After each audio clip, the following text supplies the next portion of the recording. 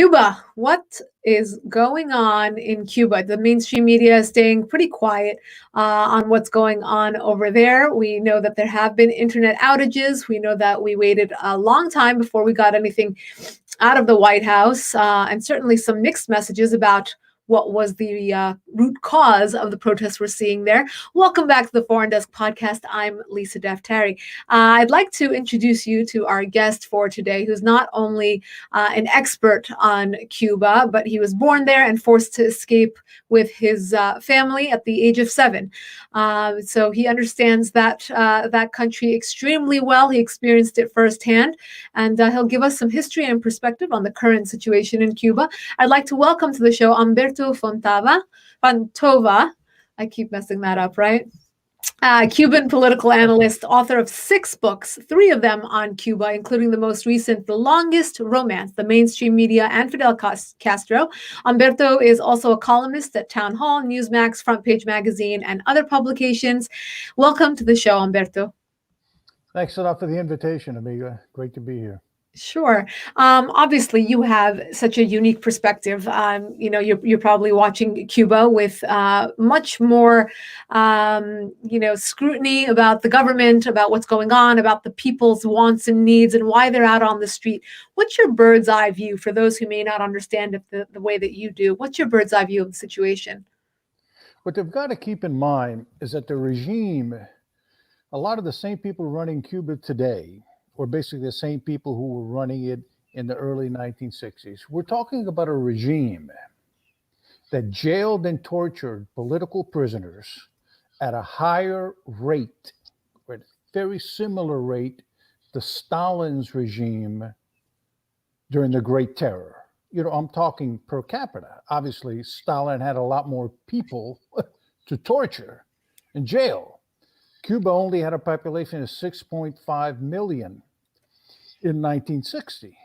At one time in Cuba, 1 of every 17 Cubans was a political prisoner in the early 60s. So that's a higher rate than even Stalin during the Great Terror.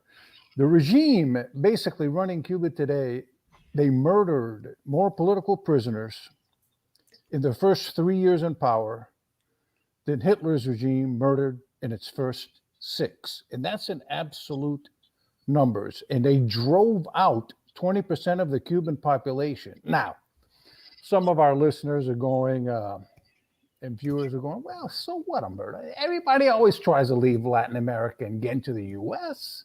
What the heck's the difference? What makes you guys different? Well, here's a little datum that you don't hear a lot about from the media. Prior to Castroism, Cuba took in more immigrants as a population, as a percentage population, than did the United States, and that includes the Ellis Island years. At the time of Castro's revolution in 1959, and many of these were from the First World, the Cuban embassy in Rome, Italy, folks, this is a first world country, had a backlog of 20,000 applicants, Italians clamoring to move to Cuba. And this was at a time when Cubans could leave Cuba at will, leave and come back. It was not a totalitarian government in any way, shape, or form. They could take all their property to come. And at that time, more Americans lived in Cuba than Cubans lived in the U.S. Since that time, 10 to 20 times as many people have died trying to flee Cuba, eaten alive by sharks, dehydration, drowned, than died trying to escape East Germany. It's really all you need to know about Cuba, really.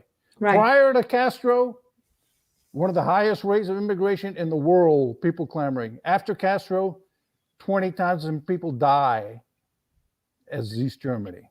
So we could probably close this podcast right now. No, we've established the first thing. I want to build upon this. And that first, what's been established is that that there is this regime and that there are these horrific numbers, and the statistics and data speaks for itself. But currently, the current protests, from a scale of 1 to 10, how significant are the current protests? Because we've seen protests before, and we know that the people have this disenchantment. It's very similar to what we are seeing in Iran. Each time the people get out onto the streets, we ask ourselves, how important is this particular episode in the scheme of the 60 years of history that you're talking about from the 60s till now? So, how important is this? How can we fit it into the timeline of history for Cuba? The popular protests are probably the biggest popular protests the regime has ever faced, probably since the early 60s. But there's a major difference. The people protesting now don't have any guns. In 1961 and 62, Raul Castro, who was head of Cuba's military at the time, admitted that they were up against 179 different groups of what they called bandits. In other words, they were anti-communist guerrillas. In other words, they were what's called nowadays insurgents, battling against the Soviet satrapy of the Castro regime. That was in the early 70s. But those rebels had their arms cut off by the U.S. as a result of the Cuban Missile Crisis. See, a lot of people don't realize what actually got the missiles out of Cuba. Kennedy cut a deal with Khrushchev saying, you get the missiles out of Cuba, and we will promise, not only the U.S. will promise not to invade or molest the Castro regime, but we will make sure that no other power in the Western Hemisphere molests the Castro regime. So in a word, and I know all y'all are hearing all the time is, gosh, Cuba stood up to those Yankee bullies for 60 years. You really got to hand it to the David against the Goliath of the North. Complete poppycock. Since 1962, October of 62, the U.S. has protected the Castro regime. It was written into what they call the Kennedy-Khrushchev Pact that got the missiles out of Cuba. So right now, yeah, there are more people protesting, but they don't have any guns. And the regime, this is something you're not hearing about in the mainstream media, but it's being reported in the Spanish language media in Miami. 6 major military and security figures in Cuba, 5 of them generals, have mysteriously died in the last week. So there is a purge, a typically Stalinist purge going on in Cuba right now amongst the regime. They are killing the ones, in my estimation, that were seen as too weak. In other words, the response against the protesters was 2 weeks. 6 different military figures have disappeared in Cuba, and y'all can Google this up after this if you don't believe it. I've seen the story, and we actually reported on it at the Foreign Desk.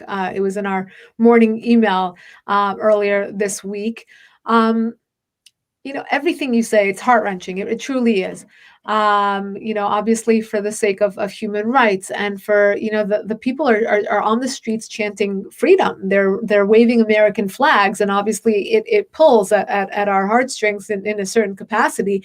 But with regards to foreign policy, I mean, if you had the ear of those sitting at the White House or in Washington, D.C., who are the opinion and the influencers and the opinion shapers, why should we care about Cuba? No, as a matter of fact, they're doing the exact opposite of what should be done. They're, again, in typical Democrat Party fashion, helping the regime. In other words, you're talking about reallowing remittances from the U.S. to Cuba via the official channels, something that President Trump cut out a couple of years ago. I think one of the last acts, maybe the last year of his administration. Why?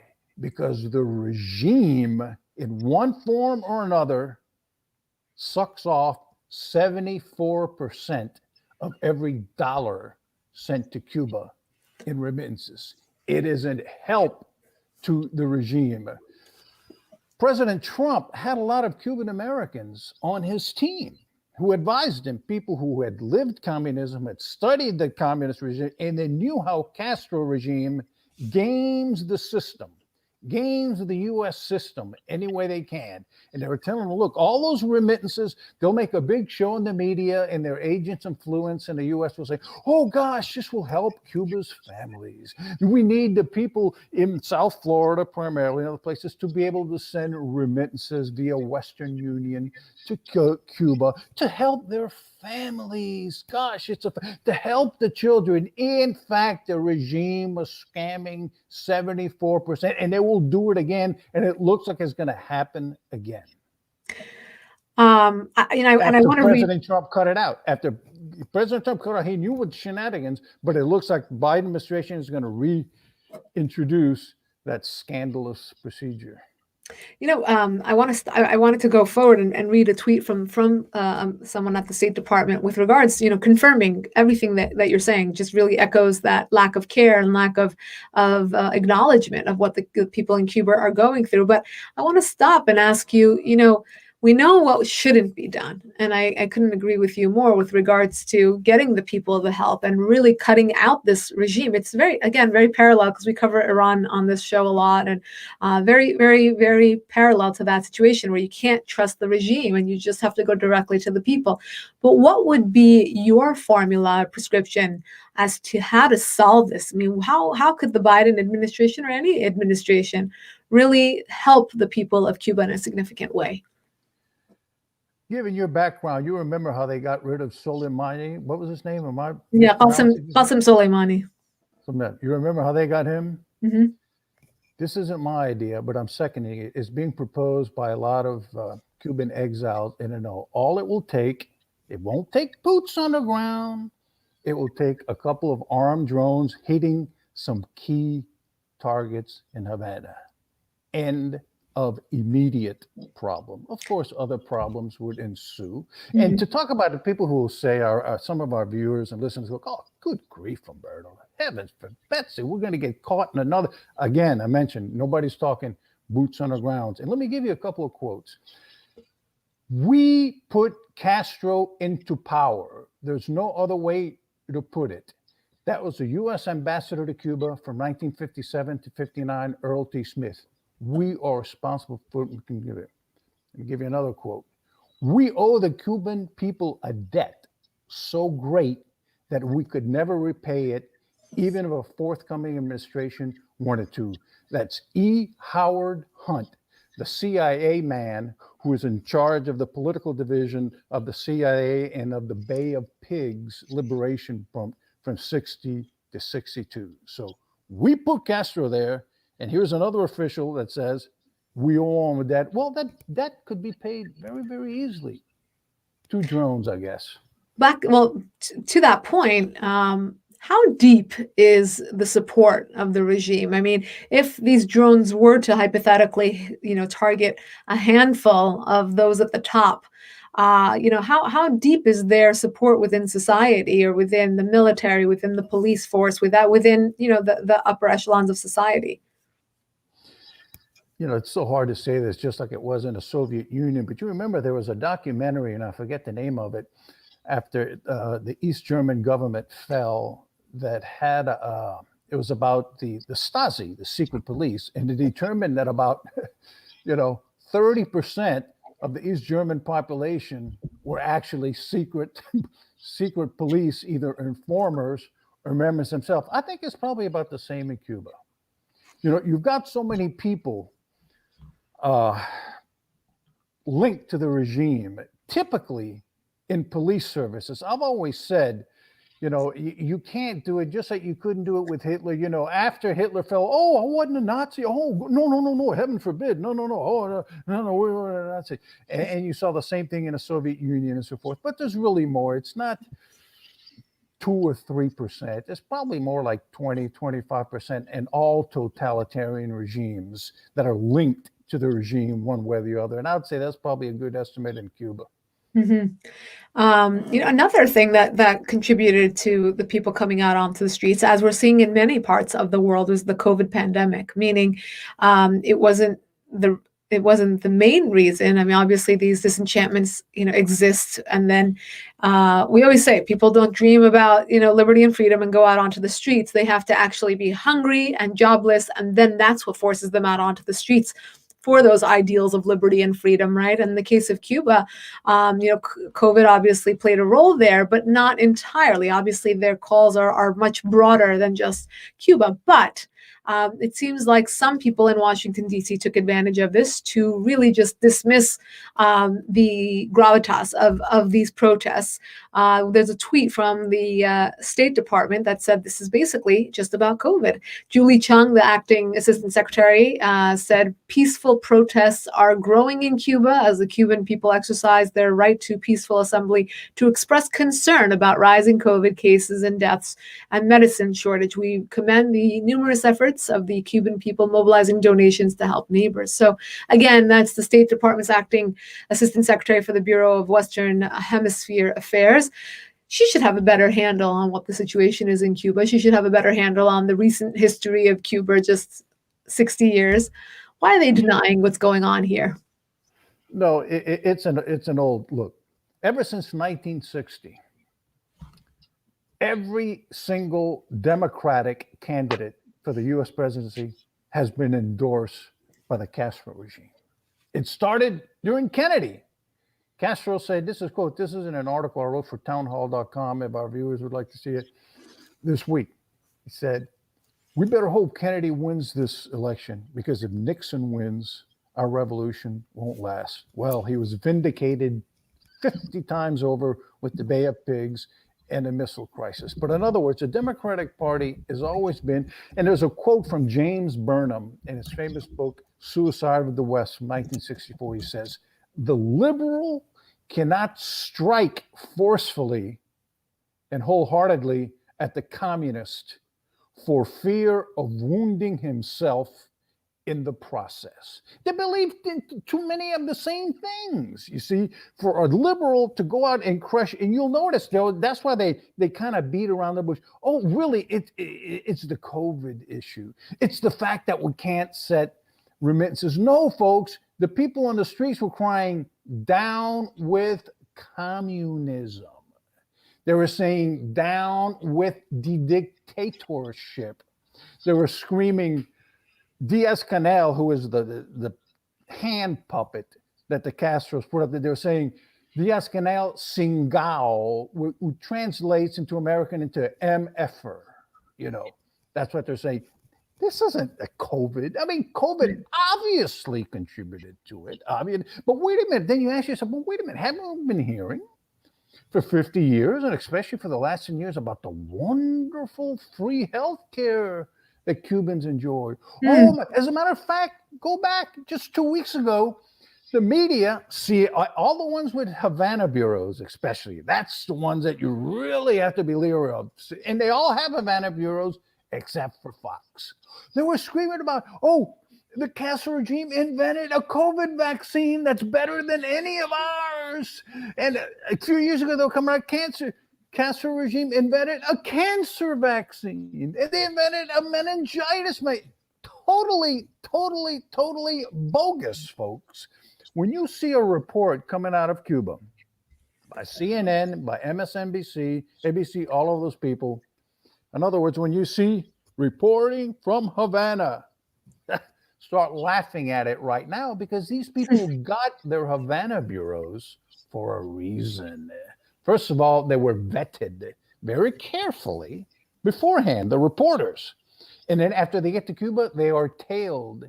They are monitored. There's a Spanish actual reporter who took his job seriously that reported on that. It says, you're tailed all the time. Of course, he was thrown out of Cuba because he took his job seriously. But CNN, MSNBC, and so forth, they're really a mouthpiece for the regime. I mean, there's only one way. They'll skirt it and they'll say a few things, but when it comes down to reporting something that will actually hurt the regime in the heart, they're not going to do it because they'll get booted out of Cuba. It's not rocket science. Right. No, we say the same thing about the publications that have bureaus in Tehran. It's quite a parallel situation with the the difference being Islamism versus socialism. What's interesting about the liberal voice in this country is that while they are in denial about what's going on in Cuba, in denial about the fact that it's over communism, that it's not the utopia that they are painting it out to be and driving this country in that direction, they refuse to close the southern border, even though we're about to shut down again with COVID. We have to wear masks, but people who are unvetted and potentially infected and clustering together in the thousands are coming across the border of this country at numbers that we haven't seen before, and there's no stop to it. There's no even suggestion to try to tame that. But when it comes to Cuba and people coming over from Cuba escaping this crisis, this is what our lawmakers had to say. Allow me to be clear. If you take to the sea, you will not come to the United States. The time is never right to attempt migration by sea. To those who risk their lives doing so, this risk is not worth taking. Again, I repeat, do not risk your life attempting to enter the United States illegally. You will not come to the United States. What do you make of that? Always say, especially Latin Americans, Democrats, I say, well, it's a shame that Cubans get special treatment. They get favoritism when they come to the U.S. because they're allowed to automatically gain asylum and apply. It is true. We are being treated differently. By the way, that asylum policy, what they call the wet foot, dry foot policy, where if you landed on U.S. shores, you were accepted and you can apply. But if you were caught, interrupted on your voyage by the Coast Guard and so forth, you were sent back to Cuba. That was signed by President Clinton in '94. And it lasted up until 2015 when President Obama cut his deal with the Castro regime. They did away with it. So there is absolutely no special treatment for Cubans any different from El Salvador. But now there is, as we just saw. And it's really galling to hear that from a Cuban immigrant himself, Mayorkas, who was born in Cuba. It's really galling to hear from him. But now there is special treatment, especially unfavorable, because they will not be allowed. And a lot of people saying, you've got to realize, refugees from socialism and communism embarrass Democrats. Embarrass. We can go down the line, and I've written several articles, and that's really the theme of all my books. All of the Democrats, all of the liberals, all the celebrities who for 50 years have been singing the praises of Castro's revolution. And I'm not talking fringe Democrats. We all probably know about Bernie Sanders, right? Yeah, Cuba educated. We know about Sanders. We know about AOC. But folks, Castro is a true egalitarian, and he wants what's best for the Cuban people.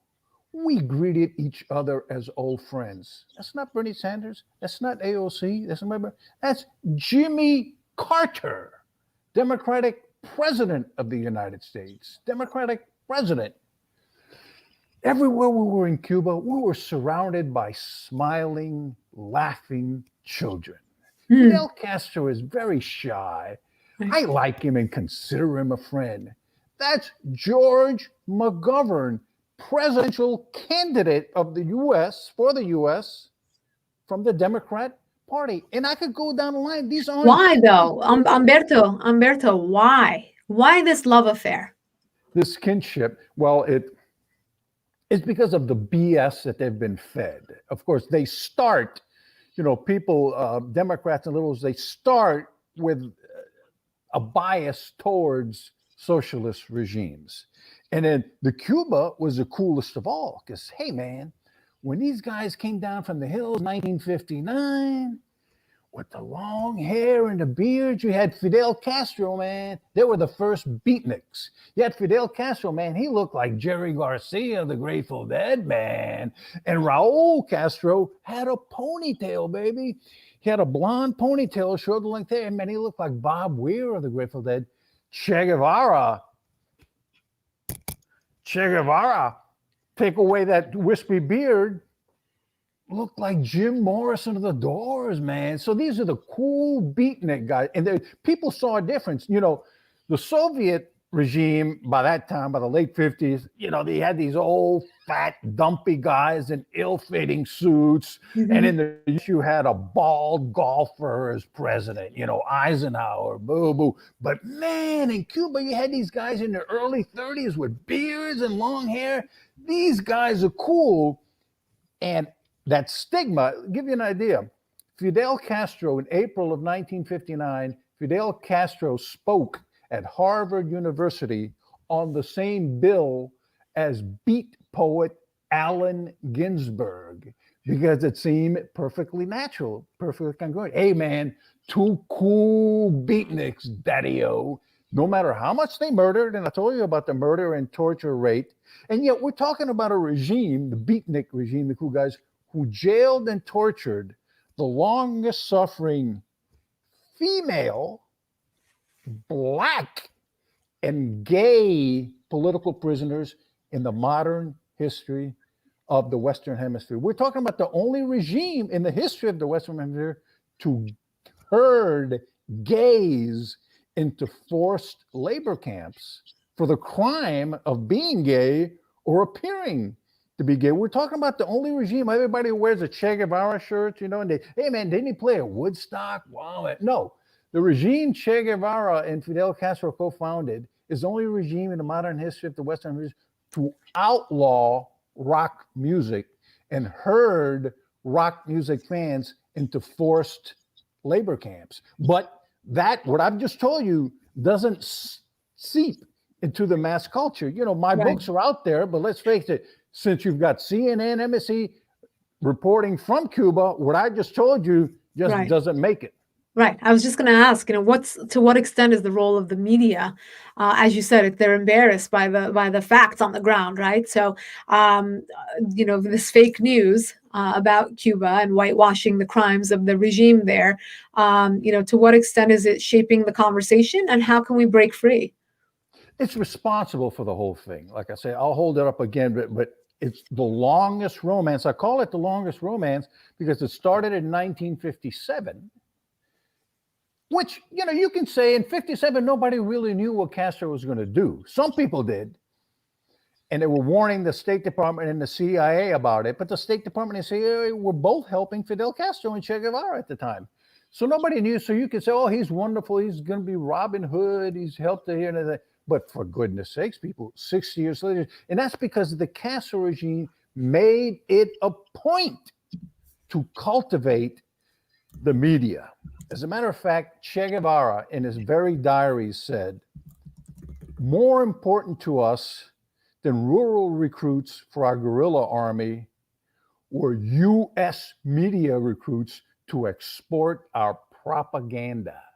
He wrote that in 1959, and it is as true, perhaps more true now than it was in 1958. They have made a special effort, and a great one, to cultivate the U.S. media.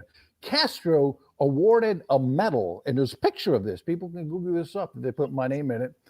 Awarding a medal to New York Times reporter Herbert Matthews. He's awarding the medals. In the ceremony, he says, to our friend, the New York Times and Herbert Matthews, without your help, our revolution would have never happened. And again, that's still the case. All the news that comes out of Cuba is being filtered. That's why, you know, I run across it to conservatives. You know, you see it all the time. And it's so ignorant that the thing really hit ahead with me during the Elian Gonzalez tragedy years ago. It dawned on me, most Americans have no idea what life in Cuba is like. They think this is a custody dispute, like takes place with their neighbors down the block in Peoria and Cincinnati. No, this is a totalitarian system, folks. And it dawned on me how little. And the more I studied, I said, well, the only way to address this problem is to write an entire book about how Castro has manipulated the U.S. media and the Democrat Party. Yeah, it's fascinating to me that these the updates, the news that does come out of Cuba, for example, when the U.S. diplomats came back with the ear damage, and then we heard that there's going to be investigations into this mystery, and it's almost as if these are inconvenient truths where they don't want any evidence against their love affair, as you said, of 60 years. So what will it take to really, if they are the Democrats that they say they are, tolerant and pro humanitarian rights, and trying to be always for the people, then why are they always on the wrong side when it comes to these conflicts? Again, I'm putting Iran and Cuba, parallel to one another, because they're both going through the same thing right now, with people on the streets asking for the U.S.'s help because they know that's what it's going to take. Yeah, it is. As a matter of fact, Real Clear Politics, last week, they came out with a study that was perfect proof. I didn't do the study. It was by them. They proved, because I said, I've done several of these shows, and I say, look, the people with Havana bureaus, you're not going to get the truth out there. If you get anything out of Cuba, you're not, you're going to get all the protesting about COVID and everything, just like you said. Well, Real Clear Politics did a study on the media coverage of Cuba the last 2 weeks. And the most reporting, and the most accurate reporting, in my opinion, comes out from Fox. Why? Precisely because they do not have a Havana bureau. CNN and MSNBC and the other ones who had mentioned it, the study went back for the last decade. CNN and MSNBC had reported on Cuba the most over the last decade. Daily, everything that happens, everything that would happen in Cuba. What's Castro eating today? All of a sudden, the last 2 weeks, whoop, the coverage did this, and Fox just went this. So I don't know what better proof you need than that. Right. Absolutely. And I think, like you said, when they have the bureaus in Havana, we know that it's coming through a very filtered lens. Just the fact that they're there tells us, how they're going to be reporting and how they were forced to report about the situation. But there may be something that will push the Democrats' hand. And speaking of CNN, this is an article that was in CNN, I believe today or yesterday. It said Trump's inroads with Florida's Latinos are influencing Democratic response to Cuba. So leave it to CNN to point out that, hey, we should do something about Cuba because we're going to lose Florida again. And perhaps it is the Cuban vote that, that helped Trump definitely the first time, and perhaps the second time why he won Florida. What's the role of Florida's Cuban and Latin American population, and how can they do more to push the hand here? It's vital. It's vital. As a matter of fact, if you remember, those of us who follow this, but during the last presidential campaign, Biden on the stump several times says, oh no, we're going to go back to Obama's Cuba policy. We're going to scrap Trump's He says that about Cuba everything. Policy. He said that about everything. We don't really have a policy. All he said was see, Obama era. And that was it. Right. That was it. But he was saying this in Florida.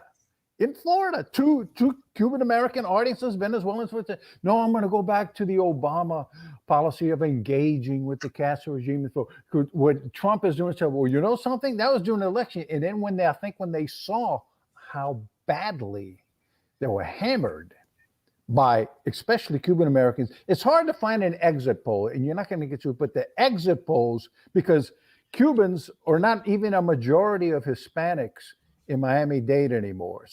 But the exit polls that I've seen that actually polled Cuban Americans showed that Cuban Americans voted for the Republican ticket 72%, 72 to 30-something%. That's the highest rate of any not only of any ethnic group in the U.S. that voted for Trump. It's higher than Southern whites as they're called, which is, most people think of as the most loyally Trump bloc. Well, Cubans voted higher than they did. And I think when the Democrats saw that, well, guess what? Biden, up until we started the show, he might have changed, said, he said, all of a sudden he says, well, Cuba isn't a priority for us. And he has left most of Trump's policy in place. Is this voting record perhaps one of the reasons why the Cubans aren't invited to come into the United States right now? Of course it is. They know, hey, the people coming in from the Texas border, you know how they're going to register, and they know how they're going to vote. The people coming in, trying to come in on rafts, half dead, half starved from Florida, they're also going to vote, but it's going to probably be Republican, as history shows, the last 60 years shows. I mean, there's just something, when you listen to Castro's media, when you grow up in Cuba, you're hearing so many of the same things, some of the catchphrases, so many of the same bylines from Cuba's media as you hear from CNN and from Democrats. And you hear so many of the same sound bites, like from AOC, as you heard in Cuba's media. You get here, you have just an inborn revulsion to that kind of stuff. Right. And that, that experience, their perspective should speak to something here. Something has to change. When you don't listen to the people and you don't connect with, again, draw the parallel to the Iran, the Cuban people, and people who really have had this taste of persecution and now look to the United States as, you guys have everything. What are you talking about? And it's really a disconnect. But last question, putting politics and partisan politics, I should say, aside, how and it might not be during the Biden years, but we're looking to, the next administration, the current administration, the next decade or so. How, what would be your advice to anyone listening who could be in the position to make a difference for Cuba? What will it take besides those few drone hits? I mean, let's talk about a way to make this not partisan, but American foreign policy. It used to be that we had certain things that we were unwavering on as Americans, like our support for Israel, which is also wavering right now, our support for human rights, our support for what is right and wrong. It should be much more clear than it currently is. But how can we get on the same page regarding Cuba? How can we get these statistics and the facts that you outline to the White House and to the ears and eyes of those who are in charge to make these opinions, to make these decisions, rather? A cynical answer, but sadly a true one, is that just what you were talking about the voting patterns. When they see it's going to hurt them, when it comes time to vote in South Florida. I mean, honestly, the reaction to this, even across the United States, has kind of surprised me, because I'm thinking, my goodness, Americans have to be tired of overseas, nation building and stuff. Well, that's another strange thing. We go and try to nation build in Afghanistan, for goodness sakes, a primitive tribal society. Cuba was already pre-built. As I mentioned, more Americans used to live in Cuba than Cubans used to live in here. Cuba had a high, in 1958, Cuba had a higher standard of living and lower infant mortality than half of Europe. But I think the threat that the Democrats are going to hemorrhage even more voters in Florida, in the vital swing state. I think this is the one thing that caused the Biden administration to come out with even the lukewarm commentary that it has in support of the protesters. But I think when it finally hits them, they say, we're not going to get any Cuban American votes or Venezuelan or the other people, then they're going to go, we're going to have to do something. I think it's cynical, but that's the way it works. Right. And I think people want a much more honest and genuine response when they need it, right? So when the people in Cuba are asking us for their help, let's give it to them. Let's understand more. I encourage you to get your hands on at least one of the 3 books that Humberto has written on Cuba. You can learn a world of information, and particularly, in light of how our media is covering this, get the real information from sources like Humberto. Cuba is not just a place where you have good cigars and colorful classic cars. There's a true sad reality behind how the people are living there. And I encourage you all to read more about it. And we will do our best to continue coverage here at the Foreign Desk as well. Thank you, Humberto, for joining us today. This was very, very informative. And you can find Humberto on social media. You can follow us by subscribing to our podcast. You can go to youtube.com/Lisa Daftari. It's also available where you get your podcasts, Spotify, Pandora, iTunes, etc. And if you want to sign up for our daily top 10 email, goes out every weekday, Monday through Friday. You can go to foreigndesknews.com and you can sign up there. Thank you so much and see you all next week.